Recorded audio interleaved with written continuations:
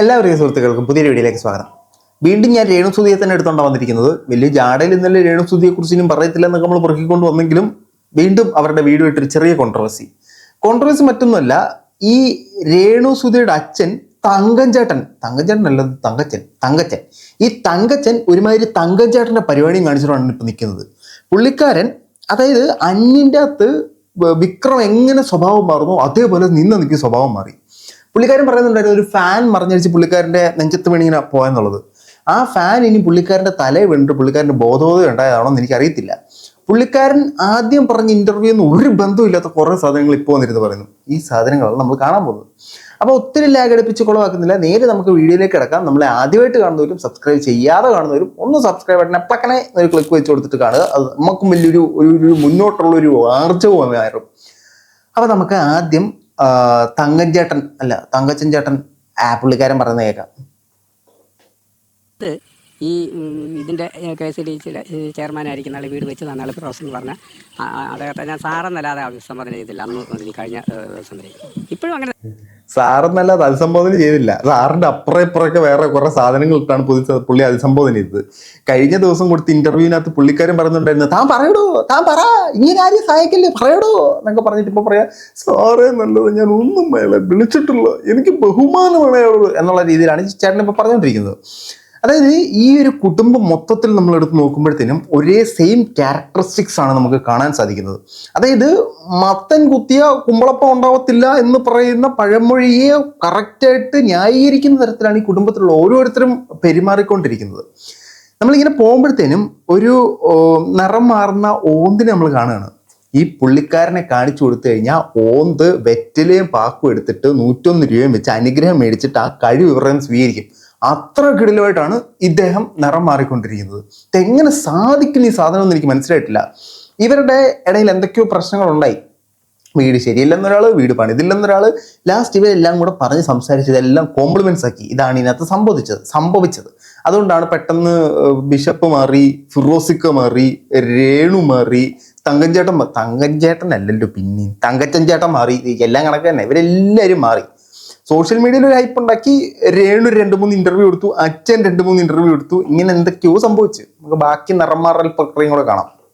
വളരെ അവരോട് ബഹുമാനവും സന്തോഷവും, കാരണം നമ്മളെ കൊണ്ട് പറ്റാത്തൊരു സംഗതിയാണ് ചെയ്തിരിക്കുന്നത്. അതുകൊണ്ട് സന്തോഷമുണ്ട്, അവരോട് കടപ്പാടുമുണ്ട്. ഞങ്ങളെ എത്ര സോഷ്യൽ മീഡിയ വഴി തെറി വിളിച്ചാലും പറഞ്ഞാലും ഞങ്ങൾക്ക് അതിനൊന്നും ഒരു സങ്കടമില്ല. കാരണം ആ കടപ്പാട് കൊണ്ടിട്ടാണ് പുള്ളിക്കാരൻ ഇപ്പൊ കിടപ്പാടമില്ലാത്ത അവസ്ഥയത്. ഏത് വീട് പണിത് കൊടുത്ത ആള് ഒരാള് ഇയാൾക്ക് വേണ്ടിയിട്ട് വീട് പണിത് കൊടുക്കുന്നു, ഈ ഇദ്ദേഹത്തിന്റെ മകളുടെ 2 മക്കൾക്ക് വേണ്ടിയിട്ട്. ആ വീട് പണിത് തീർത്ത് കഴിഞ്ഞപ്പോൾ എന്തൊക്കെ അപരാധം പറയാമോ അതെല്ലാം പറഞ്ഞ് അതിനുശേഷം ഇപ്പൊ പറഞ്ഞിട്ട് ഞങ്ങൾക്ക് കടപ്പാടുണ്ട്, ഞങ്ങൾക്ക് കടപ്പാട് നിന്നവരാണ് അവരുടെ കടപ്പാടിനെയും കിടപ്പാടത്തെയും ഞങ്ങളൊന്നും പറഞ്ഞിട്ടില്ല എന്നൊക്കെ പറഞ്ഞിരുന്ന് അങ്ങ് മെഴുകാണ്. ഒരു ലേശം, ഒത്തിരി ഒന്നുമുണ്ട്, ഒരു പൊടിക്ക് ഉളുപ്പ് ആവാം കേട്ടോ, കുറച്ചാവാം, കുഴപ്പമൊന്നുമില്ല.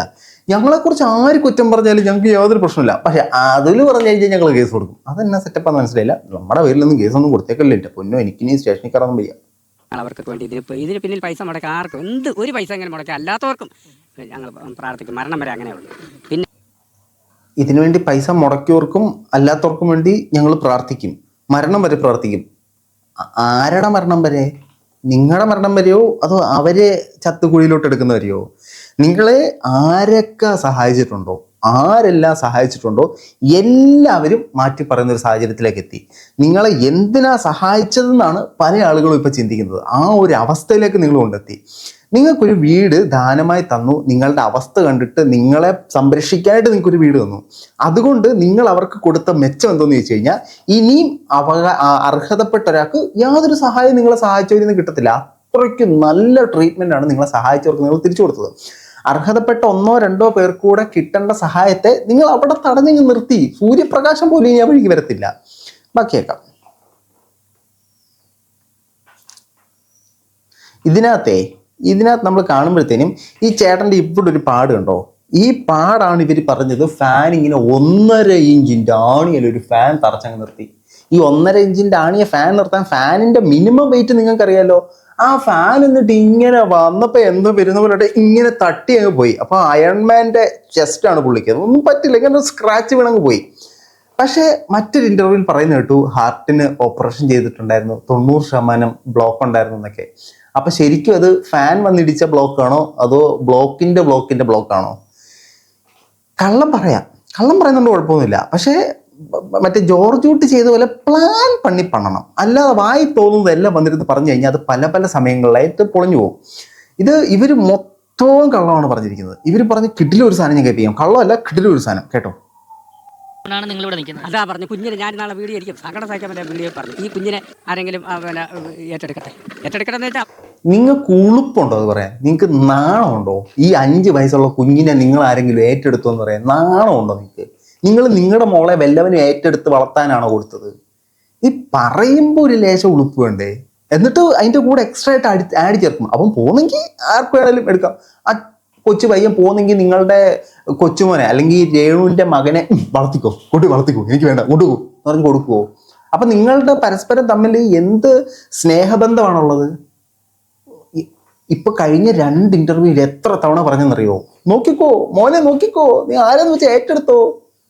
ഒരു കൊച്ചിനെ നോക്കാനുള്ള പ്രാപ്തി ഇല്ലെങ്കിൽ നിൽക്കരുതായിരുന്നെന്ന് മോളോടൊന്ന് പറഞ്ഞേക്കണേ. ബാക്കി അവൻ പറയണം ഞാൻ പോയിൻ്റെ വരെ കൊടുത്തു. അങ്ങനെ അവനെ സംരക്ഷിക്കാൻ കഴിയുള്ള ആരെങ്കിലും വന്ന് ആ സെക്കൻഡ് ഞങ്ങൾ വാടക വീട്ടിൽ പോകും. ഞങ്ങൾക്ക് അതിൻ്റെ ഒരു വീട് ദൈവം തരുമ്പോൾ തരട്ടെ.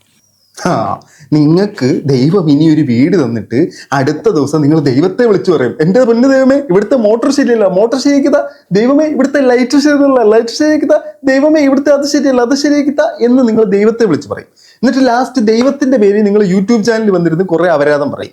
ദൈവത്തിനെയും കൂടെ നിങ്ങൾ നാണം കെടുത്തും. അതുകൊണ്ട് ദൈവം അങ്ങനെ ചെയ്യുമെന്നുള്ളതായിട്ട് എനിക്ക് സംശയം കേട്ടോ. കാരണം പുള്ളിക്കാരൻ ഇതൊക്കെ കാണുന്നുണ്ടല്ലോ. ഇനി ഞാൻ വീഡിയോ കൊടുത്തിട്ട് നാളെ ഇതെല്ലാം കൂടെ എൻ്റെ പടലിക്കോട്ട് വന്ന് സോഷ്യൽ മീഡിയ ഇരുന്നിട്ട് ദൈവം ക്ലിയറൻസ് സർട്ടിഫിക്കറ്റ് താടോ ദൈവമേ ഏതാ എന്ന് പറയത്തില്ലെന്ന് വല്ല ഉറപ്പുണ്ടോ?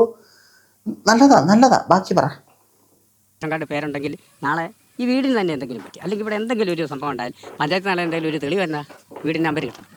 അപ്പം ഇതൊക്കെ അല്ലാതെ ഞാൻ അവരോട് ചോദിച്ചിട്ടുമില്ല. ഇതിൻ്റെ ഇടയ്ക്ക് നിൽക്കുന്നവർ ഞാനത് പറഞ്ഞെന്നോ ഇത് പറഞ്ഞെന്നോ പറഞ്ഞ് അതുപോലെ തിരിച്ചും പറഞ്ഞിട്ടുണ്ടെന്ന് വെച്ചു. അപ്പോൾ അങ്ങനെ തിരിച്ച് പറഞ്ഞപ്പോൾ ഇത് പ്രയാസം വെച്ച് ഞാനും ചിലപ്പം മറുപടി പറഞ്ഞില്ല. ചീത്തയും തെറിയൊന്നും ഞാൻ പറഞ്ഞിട്ടില്ല, ഞാൻ പറഞ്ഞിട്ടില്ല. അല്ലാതെ അങ്ങോട്ട് ബലമായി ഞാൻ പറയാം, ഇത്ര ഒരു വീട് തന്ന് അല്ലെങ്കിൽ ഇങ്ങനെ ഒരു ആളെ നിങ്ങൾ വർക്ക് ഏരിയ നിങ്ങൾ തന്നില്ല. സാമാന്യ ബോധമുള്ള ആൾ പറയത്തില്ല, പക്ഷെ സാമാന്യ ബോധമില്ലാത്ത തങ്കച്ചേട്ടനും രണസുനെയൊക്കെ പറഞ്ഞെന്നിരിക്കും. ഇതിനകത്ത് ഇദ്ദേഹം ഇപ്പോൾ അവകാശപ്പെടുന്നത് ഇടനിലയ്ക്ക് ഒരാൾ നിന്നിട്ട് ഈ ഇടനില നിന്ന ആൾ അങ്ങോട്ടും ഇങ്ങോട്ടും കൂട്ടിപ്പിടിപ്പിച്ച നമ്മൾ ഇതിനകത്ത് പരിശുദ്ധനാണ്, ഫിറോസിക്ക തങ്കപ്പെട്ട മനുഷ്യനാണ്, ഇടനിലയ്ക്ക് നിന്നവനാണ് ഈ പ്രശ്നക്കാരൻ. ഈ ഇടനിലയ്ക്ക് നിന്നത് ആരാന്ന് വെച്ച് കഴിഞ്ഞാൽ കൊല്ലം സുധി അറിയാവുന്ന ഈ കുടുംബമായിട്ട് അടുത്ത ബന്ധമുള്ള ഈ കുടുംബത്തിന്റെ ഇടയ്ക്ക് നിന്ന ഒരു മിമിക്രി ആർട്ടിസ്റ്റ് ഉണ്ടായിരുന്നു. അദ്ദേഹത്തെ കുറിച്ചാണ് പറയുന്നത്. അദ്ദേഹം ഒരു ഇന്റർവ്യൂ കൊടുത്തിട്ട് കുറച്ച് കാര്യങ്ങൾ പറയുന്നുണ്ട്, നമുക്കൊന്ന് കേട്ടാലോ. എന്നോട് പറഞ്ഞതാ, താജുഭായി അവരോട് പറ, ഞാൻ വേണമെങ്കിൽ അവർക്ക് ബുദ്ധിമുട്ട് എപ്പോഴും വന്ന് എനിക്ക് എല്ലാ ദിവസവും മെയിൻറ്റെയിൻ ചെയ്യാൻ പറ്റത്തില്ല. താജുഭായി അവരോട് പറഞ്ഞു, ഞാൻ വേണമെങ്കിൽ വീട് വന്ന് പൊളിച്ചു മാറ്റി, അത് എൻ്റെ സ്വന്തം ചെലവിൽ പൊളിച്ചു മാറ്റി പൂർവ്വസ്ഥിതിയിലാക്കിയ വസ്തു ഇതാക്കി പ്ലോട്ടാക്കി തന്നെ കൊടുക്കാമെന്ന് അദ്ദേഹം വിഷമത്തോടെ എന്നോട് പറഞ്ഞു. അതും അവരെ ഒന്ന് വിളിച്ച് പറഞ്ഞേക്കാൻ പറഞ്ഞു. ഇത് ഞാൻ രേണുവിൻ്റെ ഫാദറിനോട് ഞാൻ വിളിച്ചു പറഞ്ഞു. ഈ പുള്ളിയാണ് നടുക്ക് ഹംസം കളിച്ചത്. അതായത് ഇവരെ സഹായിക്കണം, അയാളെ വെറുപ്പിക്കരുത് എന്നുള്ള രീതിയിൽ നല്ല ഉദ്ദേശത്തോടെ ഈ മനുഷ്യൻ ഇടയ്ക്ക് നിന്നു. എന്നിട്ട് ഇവരോട് പറയും, ഇവർ പറയുന്ന അവരോട് പറയും, അവർ പറയുന്ന ഇവരോട് പറയും. അവർ തമ്മിൽ നേരിട്ട് കോണ്ടാക്ട് ഇല്ല. എന്തുകൊണ്ടാണ് കോണ്ടാക്ട് ഇല്ലാത്ത? ഈ കുടുംബം വിളിച്ചിട്ട് ഇവിടെ സിറ്റ് ഔട്ട് ഇല്ല, ലൈറ്റ് എത്തുന്നില്ല, മോട്ടോർ കരിഞ്ഞ മോട്ടോർ ശരിയാക്കിത്ത, അല്ലെങ്കിൽ തനിയെ ഇരുന്നപ്പോഴത്തേനും ആകാശത്തുനിന്ന് മിന്നൽ ഇങ്ങനെ ആവാഹിച്ചെടുത്ത മോട്ടറും കത്തിയ മോട്ടോർ ശരിയാക്കിത്ത എന്നൊക്കെ പറഞ്ഞിട്ട് പുള്ളിക്കാരനെ വിളിച്ച് ശല്യം ചെയ്തപ്പോഴത്തേനും പുള്ളിക്കാരൻ ഇവരുടെ കോൾ എടുക്കാറായി, നമ്മുടെ ഫിറോസിക്ക. അന്നേരം ഇദ്ദേഹം ഇടനില നിന്നാണ് പല കാര്യങ്ങളും ചെയ്തത്. അപ്പോൾ ഇദ്ദേഹം അതാണ് പറഞ്ഞത്, ഈ വീടിന് മൊത്തം പ്രശ്നമാണെങ്കിൽ ഞാനത് നേരത്തെ പൂർവ്വസ്ഥിതിയിലാക്കി അവർക്ക് കൊടുക്കാം എന്ന് അവരോട് പറഞ്ഞുതരാന്ന് പറഞ്ഞു. അതിനെയാണ് ഇന്നലെ നമ്മുടെ തങ്കച്ചേട്ടൻ വന്നിട്ട് പറഞ്ഞത് വീട് ബുൾഡോസർ കൊണ്ട് ഇടിച്ച് നിരത്തുമെന്ന് പറഞ്ഞത്. അപ്പൊ രേണുവിന്റെ എക്സ്പ്രഷൻ, നമ്മന്റെ വീട് അവർ വിളിക്കാനോ എന്നുള്ള രീതിയിൽ എക്സ്പ്രഷൻ കേട്ടില്ല. അത് ഇതാണ് സാധനം. ഇന്നലത്തെ നമ്മുടെ വീഡിയോ കണ്ടില്ലാത്തവരൊന്ന് കണ്ടേരട്ടോ, നമുക്ക് അദ്ദേഹം പറയുന്ന ബാക്കിയേക്കാം. രേണു നിങ്ങളുടെ വീട് ചോരുന്നുണ്ടോ എന്ന് ചോദിക്കത്തില്ല, അത് മുൻകൂട്ടി തയ്യാറാക്കിയ ഒരു തിരക്കഥയാ അല്ലേ എന്ന് ഞാൻ ചോദിച്ചപ്പം എന്നോട് ചോദിച്ചു, ഇനി മേലാൽ എന്നെ വിളിച്ചു പോയേക്കെന്ന് പറയും. എന്നെ ഇന്നലെ വരെ സാറേന്ന് അഭിസംബോധന ചെയ്ത ആള് ഇന്ന് എന്നോട് വളരെ മോശമായിട്ട് പെരുമാറി. എൻ്റെ ഫോണിൽ റെക്കോർഡിംഗ് ഉണ്ട്.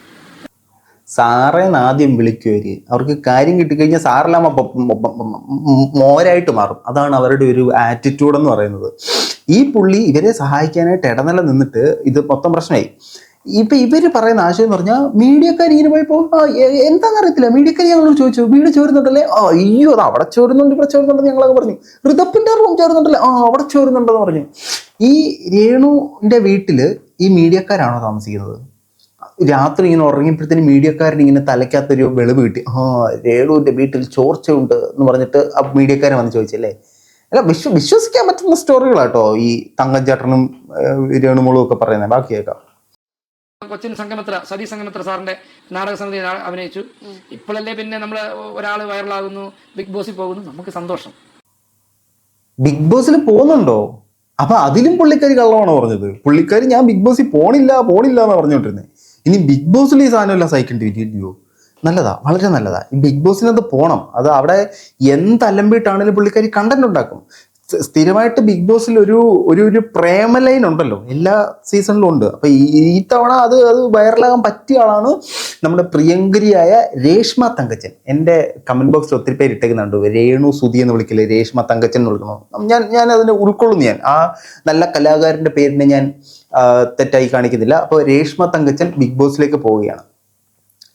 എന്തായാലും കൊള്ളാം. നമ്മൾ ആദ്യം പറഞ്ഞ പോലെ തന്നെ നിങ്ങൾക്ക് ആർക്കെങ്കിലും ഒക്കെ ഉളുപ്പില്ലാതെ പറഞ്ഞ വാക്ക് പറഞ്ഞ നാക്കങ്ങോട്ട് വായിലേക്ക് ഇട്ട ഉടനെ അങ്ങോട്ട് മാറ്റി പറയാൻ ഒരു സ്കില്ലില്ലെന്നുണ്ടെങ്കിൽ നിങ്ങൾ 501 രൂപയും വെറ്റിലയും പാക്കുമായിട്ട് ഇദ്ദേഹത്തിൻ്റെ അടുത്തും ഇദ്ദേഹത്തിൻ്റെ മകളുടെ അടുത്തും പോയി കഴിഞ്ഞാൽ, നമ്മുടെ രേഷ്മ തങ്കച്ചൻ്റെ അടുത്തും തങ്കച്ചേട്ടൻ്റെ അടുത്തും പോയി കഴിഞ്ഞാൽ അവർ നിങ്ങളെ ഈ ഒരു സ്കില്ല് പറഞ്ഞുതരും.